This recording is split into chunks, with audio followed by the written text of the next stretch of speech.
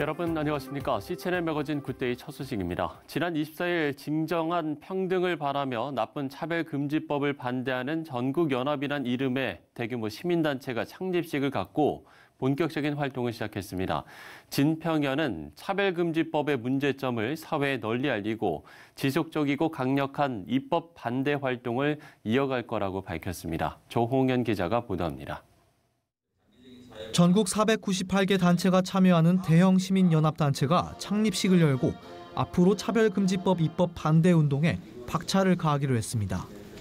진정한 평등을 바라며 나쁜 차별금지법을 반대하는 전국연합. 이번에 창립된 진평연은 국가인권위원회에서 추진 중인 차별금지법의 실체를 제대로 밝혀내 국민들과 입법자들에게 이 법의 문제점을 알리는 것이 설립의 취지라고 밝혔습니다. 이혁주 한국교회 언론의 공동대표는 이 싸움은 이념의 싸움이자 큰 영적인 싸움이라면서 쉽지 않은 긴 싸움이 되겠지만 전 국민적인 운동으로 막아낼 수 있을 것이라고 밝혔습니다. 사람들의 본성을 이제 바꿔놓는 거죠. 보편적 가치관을 무너뜨리고 그러다 보면 정신이 전부 무너지게 돼 있습니다. 그렇게 되면 옳고 그름과 진리와 비진리를 구분하지 못하게 되고 정권을 가지고 있는 자들이 움직이는 대로 따라갈 수밖에 없습니다. 결국 위험한 시대로 끌고 가려고 하는 거기 때문에 진평연은 이날 성명을 통해 포괄적 차별금지법은 헌법과 현행 법 체계를 정면으로 거스를 뿐 아니라 그 목적에 사회체제를 바꾸려는 저희가 있다면서 모든 힘을 모아 끝까지 저지할 것이라고 밝혔습니다. 진평연은 또 장애와 나이, 성별과 피부색 등의 사유로 인한 차별을 막기 위해 현재 우리나라에 20개에 가까운 개별적 차별금지법이 이미 제정돼 있다고 덧붙였습니다. 동성애자, 트랜스젠더 등을 포함하여 도박자, 마약자 등 어떤 사람도 인간으로서 차별받아서는 안 되지만은 사회적 폐해를 주는 그들의 잘못된 행위조차 법적인 보호를 받아야 하는 것은 아니다. 창립 총회 이후 진행된 긴급 기자회견에서는 최근 뉴스 엔조이와의 가짜뉴스 논쟁에 관해 법학 전문가들의 반박과 지적이 이어졌습니다. 명재진 충남대 교수와 조영길 법무법인 INS 대표 변호사, 자유와 평등을 위한 법정책연구소 전윤성 변호사 등 5명의 법조계 인사들은 차별금지법이 모든 사람을 평등하게 한다는 것이 바로 가짜뉴스라고 밝혔습니다. CCNN 뉴스 조홍현입니다. 건강한 경기도 만들기 도민연합이 지난 24일 여의도 국회의사당 앞에서 포괄적 차별금지법 입법을 반대하는 기도회와 기자회견을 진행했습니다. 도민연합은 이날 성명을 통해 최근 장혜영 정의당 의원이 대표 발의한 차별금지 법안이 대한민국의 건강한 가치관을 훼손하고 여성의 안전권과 프라이버시를 침해한다면서 도덕적 다수자들의 목소리를 억압하는 법안이라고 지적했습니다. 최순균 도민연합 상임대표회장은 차별금지법이 개인과 가정을 파괴하고 신앙과 양심 표현, 학문의 자유를 침해할 거라고 경고하면서 이 법이 통과되면 교회 모든 입이 막힐 거라고 밝혔습니다.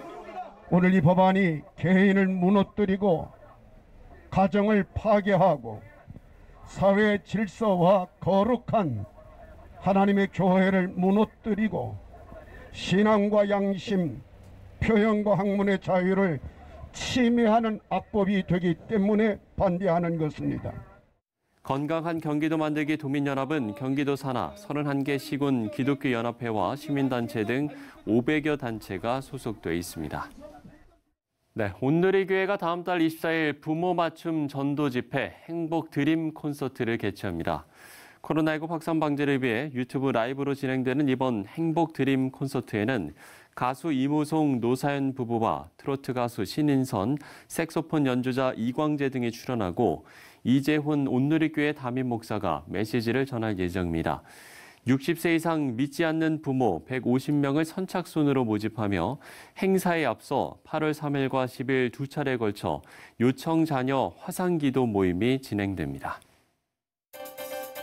교회 방역 강화 조치가 해제된 지 첫 주일인 26일 전국 교회들은 방역에 만전을 기하면서 중단했던 일부 사역을 조심스럽게 재개했습니다.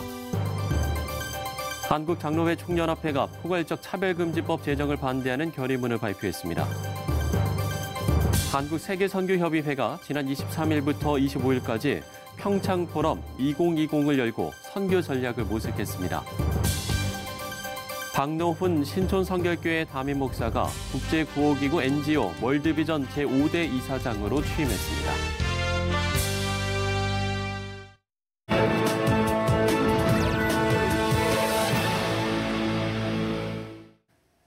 네, 코로나19 방역 관련 조치 등으로 우리나라도 교회와 정부의 갈등이 계속되고 있는데 이런 양상이 다른 나라도 마찬가지입니다. 미국 캘리포니아 주정부가 예배를 드릴 때 찬양을 금지하는 행정명령을 내려서 교회들이 크게 반발하고 있는데요. 미국 태평양 법률협회 주성철 목사 연결해서 관련 내용 들어보도록 하겠습니다. 목사님, 한국교회와 비슷한 일이 벌어졌는데 상황이 어떻습니까? 네, 사실 주지사의 두 번째 모임 중지 명령은 교회와 전혀 관계없는 일인데 교회가 피해를 입게 됐습니다. 식당과 술집, 이발소, 미장원 등등에서 문제가 발생했는데 하루에 확진자 수가 너무 급상승한 이유로 주지사는 방역 차원에서 실내 모임을 중지하라고 했습니다. 그런 가운데 찬양을 걸고 넘어진 이유는 찬양을 하다가 재채기를 하면 그 주위 2m 정도에 있는 사람들에게 영향이 있을 것으로 생각해서 찬양을 하지 못하도록 했습니다. 이들의 주장이 이해는 갑니다만 지금 현재 성가대하는 교회는 거의 없고 찬양팀이나 아니면 소수가 찬송을 인도하고 있는 형편이고 예배당에 앉아있는 사람들은 사회적 거리두기 하면서 마스크를 착용하고 있기 때문에 문제 발생 가능성은 거의 없다고 봅니다. 어떻게 보면 교회에 대한 충분한 지식이 없는 주지사와 그의 참모들이 교회에서 찬양 부르는 것을 문제 삼은 것입니다. 네, 정확한 현장에 대한 파악과 이해 없이 행정 편의상 이 같은 조치를 취했다는 비난을 받고 있는 건데 반발하는 교회들이 주지사를 대상으로 소송을 제기했죠? 네, 물론입니다. 한국 사정은 잘 모르지만 미국에서는 법에 채택되려면 주지사가 자신의 말을 문서화해서 그곳에 서명을 해야 법이 발효됩니다. 그런데 지금까지 찬송 부르는 것과 실내에서 예배드리는 것 등등 많은 말을 했지만 사실상 그 어느 하나도 문서화된 것은 없습니다. 그래서 지역교회에서는 방역에 관한 모든 행동 가이드라인을 준수하면서 예배를 드리고 찬양도 하고 있습니다. 그런데 주정부에서 찬양 부르는 것을 막는 것은 아무런 기초적인 자료도 없이 무조건 찬양하는 것을 막았기 때문에 주지사 상대로 10여 건의 소송이 들어가 있는 상태입니다. 예를 들면 로스앤젤레스의 위성 도시 중에 하나인 파사데나라는 곳에 한국계 미국인 목사님이 목회를 하시는데 이들은 캘리포니아 주지사 상대로 소송을 제기했고 주 고등법원은 물론이고 연방 순회항소법원을 거쳐서 대법원에까지 가겠다고 다짐하고 있습니다. 이에 대해서 캘리포니아 주지사는 아무런 공식적인 입장을 내놓지 못하고 있습니다. 아마도 얼마 안 가서 자신의 한 말을 철회할 것으로 예상하고 있습니다. 네, 세계 곳곳에서 이런 일들이 계속해서 발생할 텐데 무엇보다 교회가 방역 준수의 모범인 것을 알리는 지혜로운 대처도 필요할 것 같습니다. 이 부분은 어떻게 보시는지요? 네, 교회들은 아주 철저하게 방역 수칙을 지키고 있습니다. 먼저도 언급했지만 지금 가장 안전한 것이 바로 교회입니다. 우리가 법을 어기자는 것은 아닌데 아직도 법으로 채택되지 않은 상태에서 미리 겁에 질려 교회 문을 닫고 온라인 예배를 드리는 교회가 많이 일어나고 있습니다. 설상 주지사가 문서에 서명을 해서 법으로 채택이 되면 교회는 주차장이나 공원 그리고 야외에서 얼마든지 예배를 드릴 수가 있습니다. 심지어는 어떤 교회는 해변가나 공원에 나가서 예배 드리는 교회도 있습니다. 그리고 캘리포니아 주 안에는 수십 개의 카운티들이 있는데 이 카운티마다 주지사의 말에 대응하는 자세가 각양각색입니다. 그래서 교인들이 미리 겁을 먹지 말고 정식으로 법이 채택되기 전까지는 사회적 거리두기와 손 세척 그리고 마스크 착용을 하고 대면 예배를 드리는 것이 좋겠습니다. 사람들이 기본적인 수칙을 지키지 않아서 코로나 바이러스 확진자가 나타나지 사실상 모든 방역 절차를 철저하게 지키는 사람들 가운데는 확진자들이 거의 없습니다. 네, 코로나19로 다양한 갈등 상황이 피출되는데요. 교회도 계속해서 방역 준수에 만전을 기해야겠지만 무엇보다 철저한 방역에 앞장서고 노력하는 교회에 대한 이해도가 우리나라나 미국의 리더들에게도 꼭 필요해 보입니다. 태평양 법률협회 주성철 목사와 이야기를 나눠봤습니다. 자, 믿지 않는 사람들은 쉽게 찬양 금지를 이야기하지만 믿는 사람들은 그렇게 할 수 없습니다. 찬양은 단순한 노래가 아니라 음악으로 드리는 기도이기 때문인데요. 그렇기 때문에 찬양은 예배에서 그리고 우리의 삶에서 멈출 수 없습니다. 이런 마음을 공유하기 때문일까요? 헝가리 한 음악가는 하나님께 연주를 드릴 때마다 관객들도 매우 특별한 경험을 하게 된다고 합니다. 헝가리에서 전해온 소식입니다. As a member of Hungary's Roma or Gypsy community, Erden Rotz has known discrimination and obstacles, but his tremendous musical ability has taken him from one of the lowest rungs in Hungarian society to the pinnacle of European classical music as the principal double bass for the Vienna Philharmonic Orchestra. Born into a family of talented musicians, Erden's career path was already set before him at birth. When I was born, my father brought a tiny musical instrument to the hospital to see if I would take it into my hands. From my childhood, music was the most important thing in our family. Music surrounded us. Erden began to play the double bass at age 9. By 13, he had performed his first public solo concert at the Music Academy of Budapest. He was a teenager when his cousin shared with him the message of salvation. At first, he resisted. I was not interested in what they were talking about, but my cousin started to pray. And when I started to pray too, I started crying, and I couldn't stop crying. And when he went to a church service and the altar call was given, he and his mother went forward. He asked us if he could play one of his favorite gospel songs for us, "You Are My Hiding Place."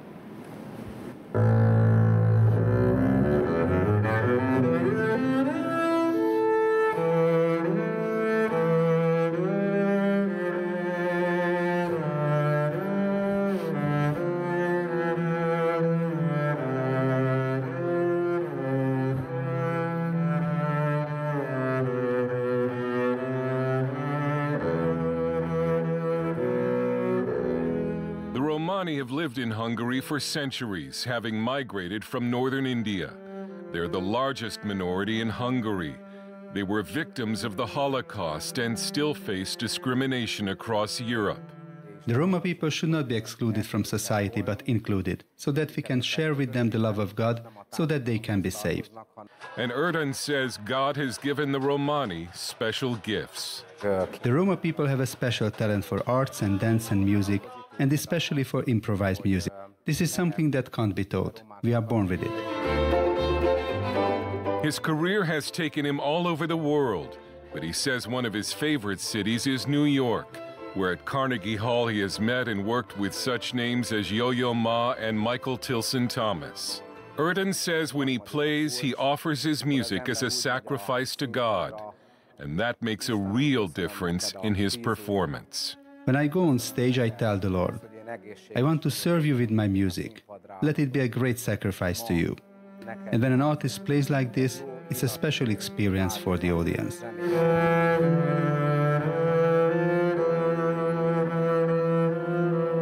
Dale Hurd, CBN News, Budapest.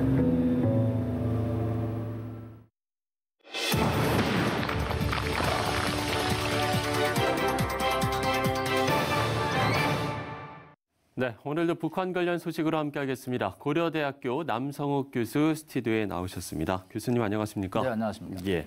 자, 북한이 개성을 완전히 봉쇄하고 최대 비상 방역 체제를 선포를 했는데 이게 탈북민 귀향 때문이라고 밝혔군요.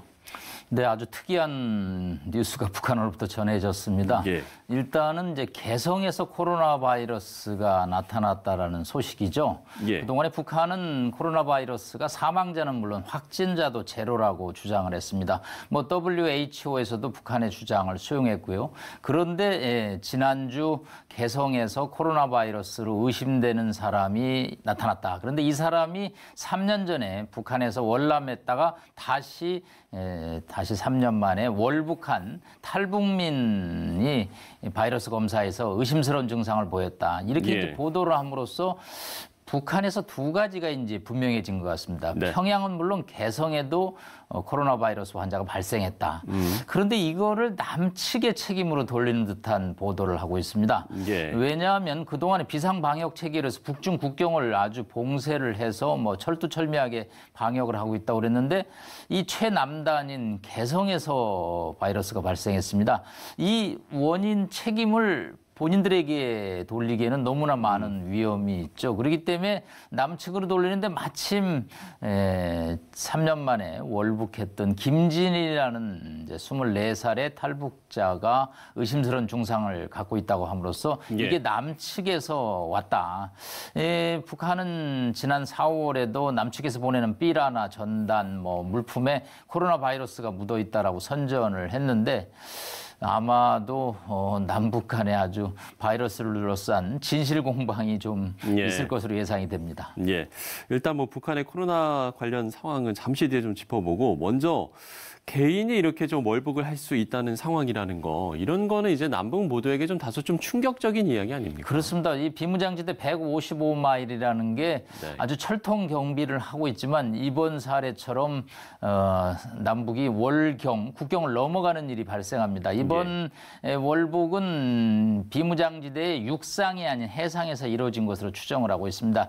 일단 강화도 교동도는 물살만 맞으면 한 1.5km 정도의 거리이기 때문에 이 김진이라는 탈북자도 3년 전에 수영으로 내려왔는데 이번에 다시 또 수영으로 도강을 그래서 수영 월북이다 뭐 이렇게 표현을 쓰고 있는데 이게 이제 남북 양측의 군 책임자들이 상당히 지금 곤욕스러운 상황입니다. 우리 합동참모본부도 뒤늦게 이제 상황을 파악해서 아마 해상 수영 월북으로 지금 추정을 하고 있습니다. 글쎄요, 서해 같은 경우는 워낙 조수간만의 차가 심하기 때문에 크기 때문에 수영으로 넘어간다는 게 쉽지가 않을 텐데 그럼 물때를 상당히 잘 알았나 봐요. 그 사람은 이제 3년 전에도 수용으로 내려왔고 이 개성 사람이고 또 이 지역에 근무를 해서 조수간만의 차를 정확하게 알고 있고요. 이번에도 이 사람이 김포에 거주했는데 강화 교동도에 가서 계속 물살을 살폈던 것으로 보입니다.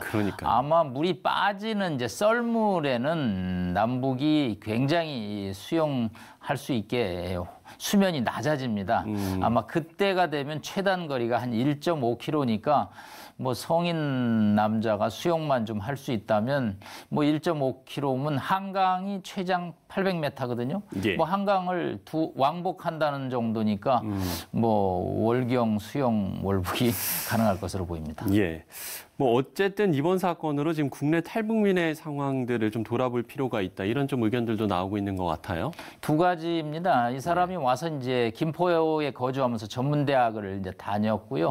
뭐 전문대학을 다니다 갑자기 일을 해야겠다라고 나왔는데 정착이 쉽지 않았고요. 그러던 상황에서 탈북민 여성을 집으로 불러서 성폭력을 행사해서 지금 구속영장 수준까지 가 있습니다. 이 사람은 전세금을 빼돌리고 또 여러 가지 지인들로부터 한 3천만 원을 빌려서 이제 월북에 나섰습니다. 두 가지죠. 남한 사회 적응이 이제 쉽지 않다는 측면인데 이 탈북자들 입장에서는 남한 사회가 참 적응이 어렵지만 또 정부가 이들을 뭐 처음부터 끝까지 책임지는 것도 한계가 있기 때문에 교육을 통해서 이 현실의 생활 적응 시스템을 좀 더 자립 체계적으로 남한 사회가 뭐 무조건 일 안 하고 잘 살 수 있다는 환상을 가져주는 그런 교육은 좀 신중해야 될 필요 있고요. 남한 사회도 열심히 일해야지 살 수 있다라는 그런 좀 교육을 통해서 탈북자들이 정착을 하는데 좀 체계적인 지원을 해야 될 것으로 보입니다.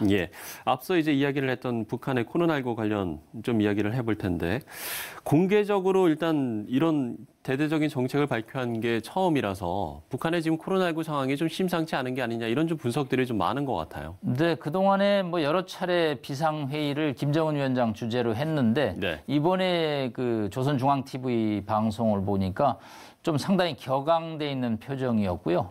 그 담당자들, 우리의 장관급 인사들을 일으켜 세워가지고 여러 가지 조치와 책임을 지시를 강력하게 하고 있습니다. 김정은 위원장 입장에서는 일단 개성, 최남단의 코로나 바이러스 환자가 발생하고 있다는 데서 상당히 충격을 받았을 것으로 보입니다. 그동안에 뭐 중국의 압록강, 두만강, 북중 국경을 철저히 통제하고 봉쇄해서 경제적으로 어려운 상황이었는데 이게 이제 최남단 개성까지 뚫렸다고 하는 것은 북한 전역이 코로나에서 안심할 수 없다는 측면에서 비상방역이라는 단어를 뭐 쓸 수밖에 없는 상황입니다. 예.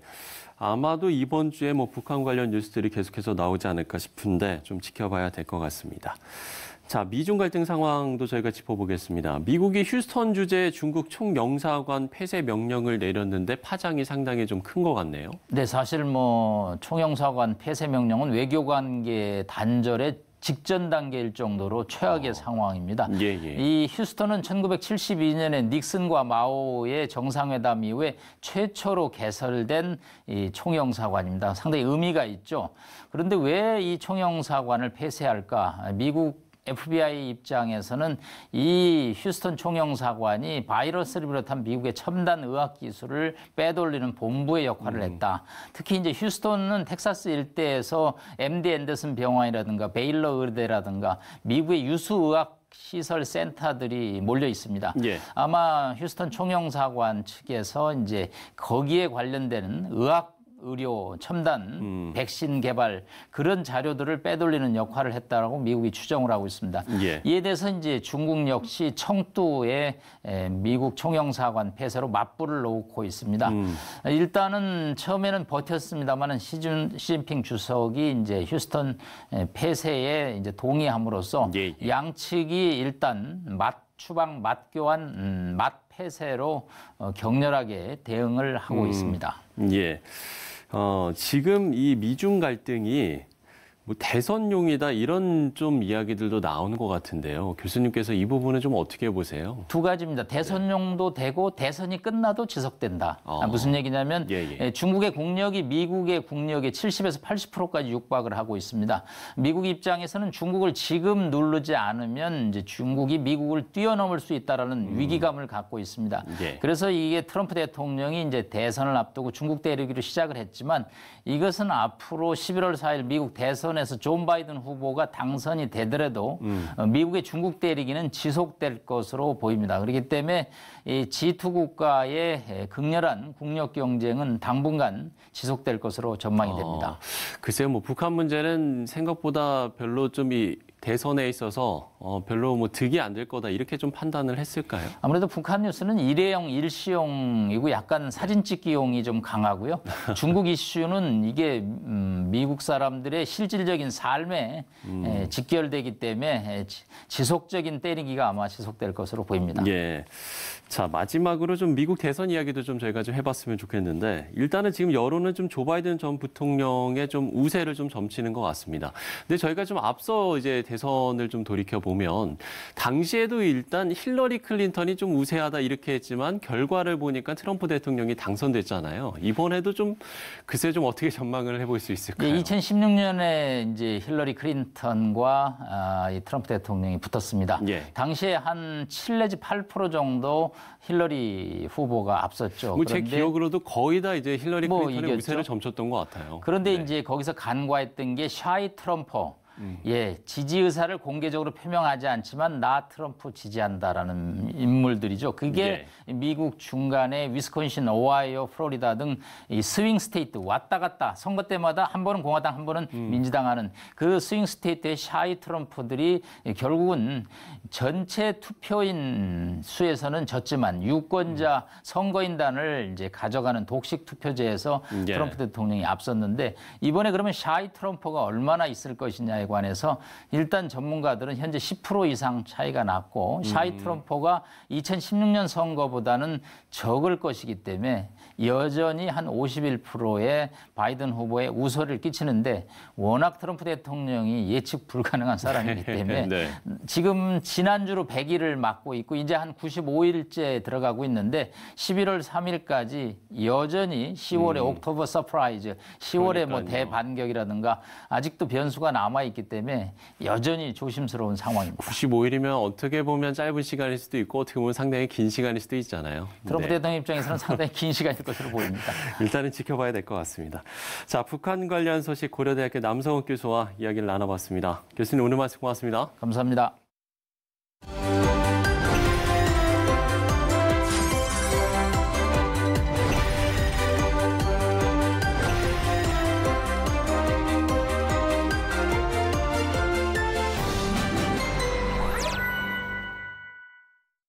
프로야구 경기가 제한적인 관중 입장을 시작하면서 방역과 일상의 균형점을 찾아가는 시험대가 됐습니다. 이로써 스포츠와 문화, 예술 등 사회 각 분야가 천천히 제자리를 찾아갈 수 있게 되길 바라는데요. 모두가 함께하는 행복의 소중함을 다시 한번 느낄 수 있게 되길 기대해 봅니다. 지채널 매거진 굿데이 오늘 순서는 여기까지입니다. 시청해주신 여러분 고맙습니다.